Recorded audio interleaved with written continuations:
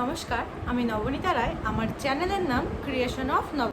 তোমরা সবাই কেমন আছো? আশা করছি অনেকটা ভালো আছো আর সুস্থ আছো। তো তোমাদের সাথে নিয়ে আসলাম আমি আরেকটা ভিডিও। এই ভিডিওটা অ্যাকচুয়ালি আনাটা উচিত কি উচিত না সেটা তোমরা একটু কমেন্ট করে আমাকে জানিও। আমি তো এই মুহূর্তে বুঝতে পারছি না, যেটা সত্যি কথা। তো তোমরা তো সবাই জানো, অলরেডি 90%-এর মধ্যে 70-80% মানুষ জেনে গেছো যে আলপনা রুবি যে শর্টস ব্লগ চ্যানেলের যে আলপনা দিদিভাই ছিল, সে আর আজকে আমাদের মধ্যে নেই। ঠিক আছে, সেটা নিয়ে আমি অলরেডি আমার চ্যানেলে একটা ছোট্ট ভিডিও পোস্ট করে দিয়েছি যে আমি তাদের ভিডিও ফলো করতাম কি করতাম না, কি আমি তাদের কাছে আমি কেন কৃতজ্ঞ। তো সেটা আমি অলরেডি পোস্ট করে দিয়েছি। কৃতজ্ঞ আমি এই কারণে, আমি আবার বলছি, কৃতজ্ঞ আমি তাদের কাছে এই কারণেই কি তাদের একটা ভয়েস, তাদের একটা শর্ট ভীষণ পরিমাণ ভাইরাল হয়েছে। তাদের প্রত্যেকটা ভিডিওই ভাইরাল। তো তাদের একটা শর্ট যেখানে কন্ট্রোলের চালের ভাত তোমরা অনেকেই জানো, তো সেই ভয়েসটা ইউজ করে আজকে আমার চ্যানেলে এতটা রিচ আপ হয়েছে, প্লাস এতগুলো সাবস্ক্রাইবার যতটাই হোক, আমার 5K পার হয়ে গেছে ফ্যামিলি। তাও যতটুকুই হোক ছোট, আমার কাছে আমার এই ফ্যামিলিটাই আমার অনেক বড়। তো যতটুকুই হোক না কেন আমি তাদের ক্রেডিট অনেকটাই আছে, কারণ তাদের ভয়েসে যে আমি ভিডিওগুলো পোস্ট করতাম, হ্যাঁ ভিডিও আমার থাকতো, ভয়েস ওদের থাকতো। তো তাদের ভয়েসে যে আমি ভিডিওগুলো পোস্ট করেছি সেগুলো মোটামুটি 15,000, 16,000, 10,000, 12,000, 8,000, প্রত্যেকটাতে ওরম করে ভিউজ যেত। খুব কম ভিউজ যেত 4,000, 5,000। তো খুব পপুলার একটা ভয়েস ছিল। এটা নিয়ে আমাকে অনেক মানুষ অনেক কথা বলেছে, তো আমি সেরকম একটা গায়ে মাখিনি।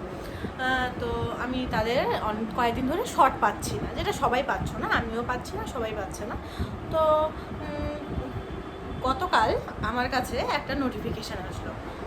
তো আমি ওনার চ্যানেল আমি ফলো করি, একটা কন্ট্রোভার্সি চ্যানেল, তো সেটা আমি পরে বলছি।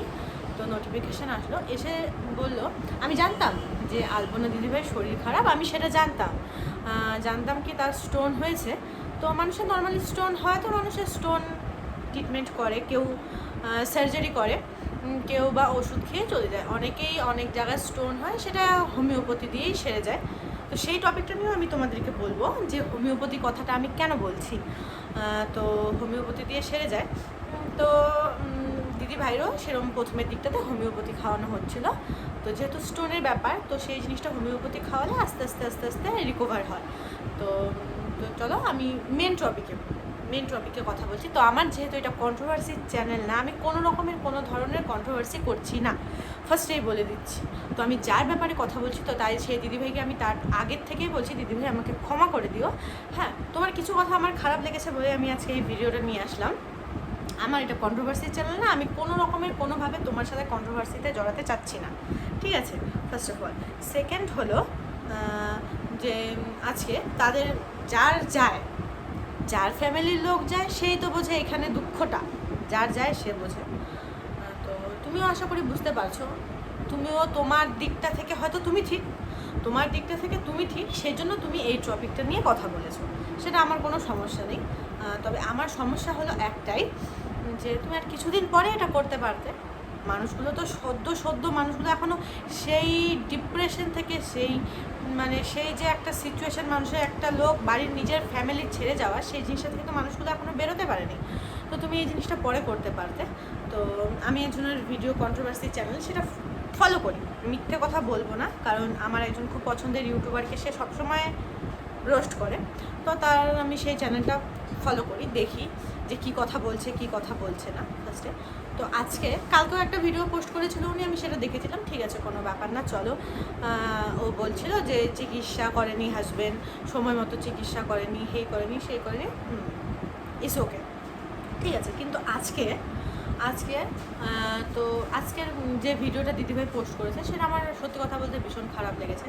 ফার্স্টে তো দিদিভাই যেটা বলেছে যে তার হাজবেন্ড তাকে চিকিৎসা করেনি, বাড়িতে ফেলে রাখেনি, ঠিক এরমভাবেও বলেনি, এমনভাবে কথাটা বলেছিল, সেটাকে ফেলে রাখারই সমান বলে।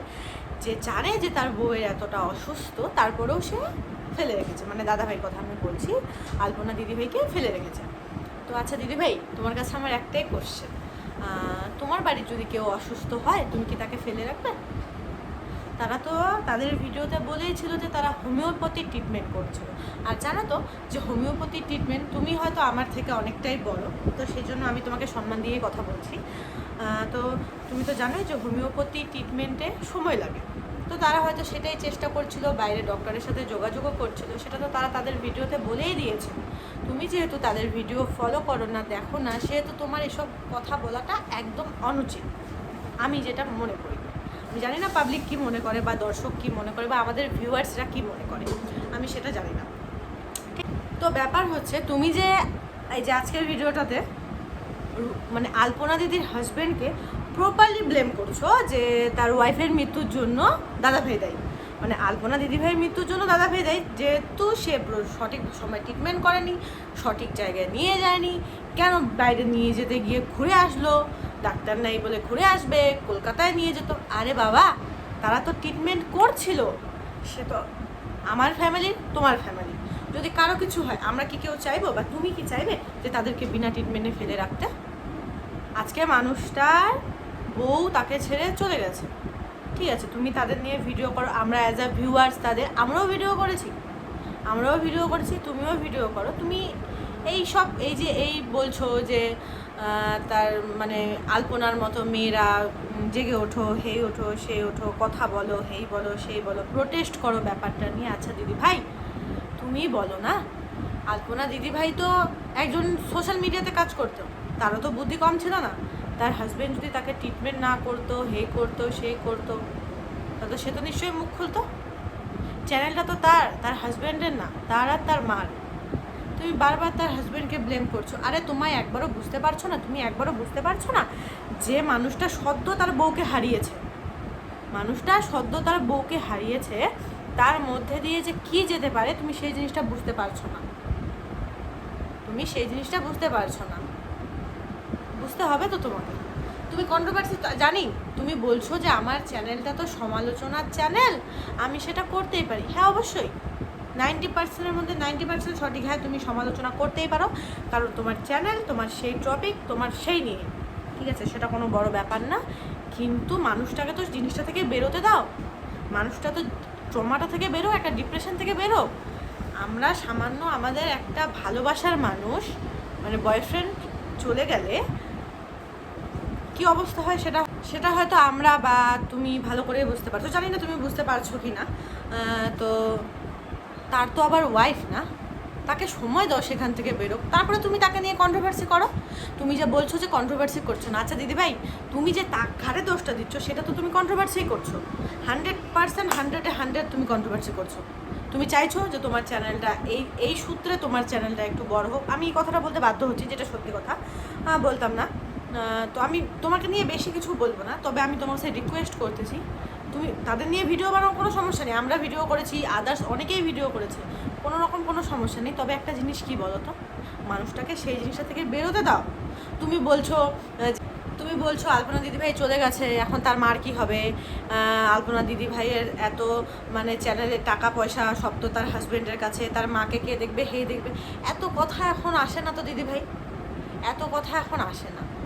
আমরা দেখবো তো সবাই যে সে কী করে না করে। চ্যানেলটা তো আলপনা দিদিভাই আর রুবি মাসিমার দুজনেরই, তার হাজব্যান্ড ছিল, তার হাজব্যান্ডের ইচ্ছা থাকলে সে কোনো দিন ভিডিও করতে পারতো না, আর হেল্প না করলে কোনো দিন ভিডিও করতে পারতো না। তো তাই বলে তুমি মানে এই সময়টাতে এইসব কথা না বললেই পারতে।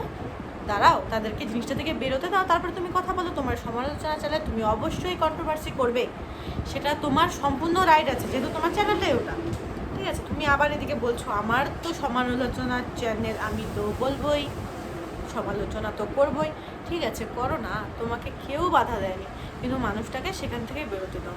আরে বাবা, সেই মানুষটার কি হবে, তার তো শাশুড়ি, তার তো মা, সে বাড়ি থেকে বেরিয়ে তো শ্বশুর বাড়িতেই ছিল, তাকে তো মা বলেই মানছিল, কেন দেখবে না বলো, কেন দেখবে না? তুমি যে এইসব কথাবার্তা বলছো, তাদের কোথায় লাগতে পারে তুমি একবার চিন্তা করেছো? এমনিতে তারা একটা এমন খারাপ সিচুয়েশনে আছে, সেখান থেকে তারা বেরোতে পারছে না, সেই জায়গাতে আবার যে তোমার ভিডিওটা ওরা দেখে, কি নিজেকে ঠিক করতে পারবে না? সেটা কারো পক্ষে সম্ভব না, না তোমার পক্ষে, না আমার পক্ষে, না তাদের পক্ষে। তারাও তো মানুষ, তারা যত বড়ই ইউটিউবার হয়ে যাক না কেন, তারাও তো মানুষ, তারা তো তাদের নিজের আপনজনকে হারিয়েছে, আমরা তো দূর থেকে দেখছি, তারা তো কাছের থেকে জিনিসটা ফিল করতে পারছে।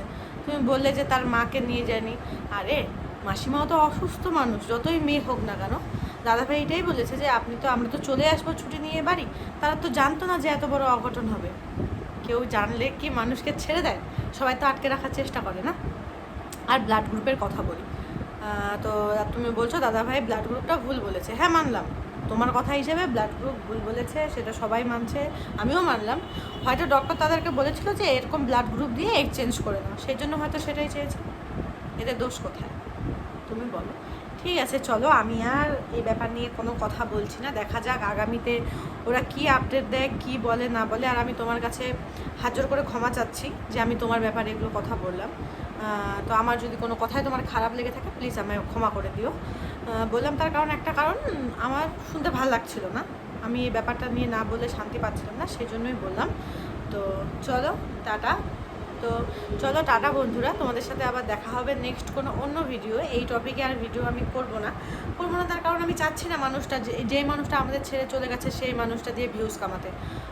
তো এখন এইটা কথা হয়তো দিদিভাই বলতে পারে যে আমি ভিডিও বানিয়েছি, তোমার কি? আমাদের দৃষ্টিকটু লাগে, আমাদের দেখতে খারাপ লাগে, আমরা যেহেতু সেই মানুষটার ভিউয়ার্স, আমাদের খারাপ লাগে।